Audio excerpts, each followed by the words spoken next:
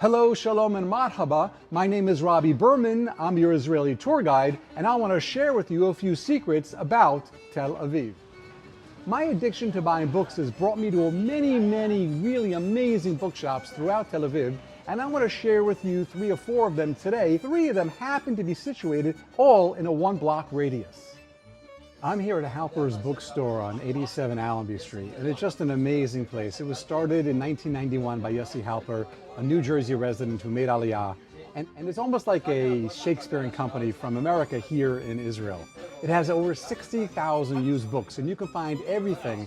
They have just like a maze of different aisles throughout this store where you can find romance and, well, maybe romance in between the aisles by meeting someone, but also books about romance and thrillers and spy novels, travel memoirs, detective thrillers, and much more.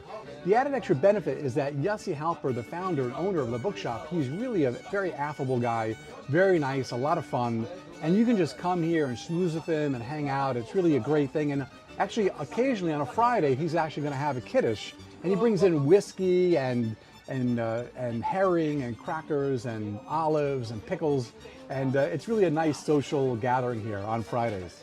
We're here at 31 Nachlat Binyamin Street, you guessed it, in the neighborhood of Nachlat Binyamin, where we have Robinson's Bookstore, one of the most oldest and famous bookstores in all of Tel Aviv. It started in Ukraine in 1889 and made its way here to Palestine in the 1930s. It has over 50,000 books. They sell everything from rare books and posters to antiquarian books written in different languages, to letters by famous people, etc. I usually come here to buy my books about the modern state of Israel written in the 40s, 50s, and 60s. It's funny that it's located in a neighborhood with a lot of eclectic style buildings because both the people and the objects inside the store are quite eclectic themselves.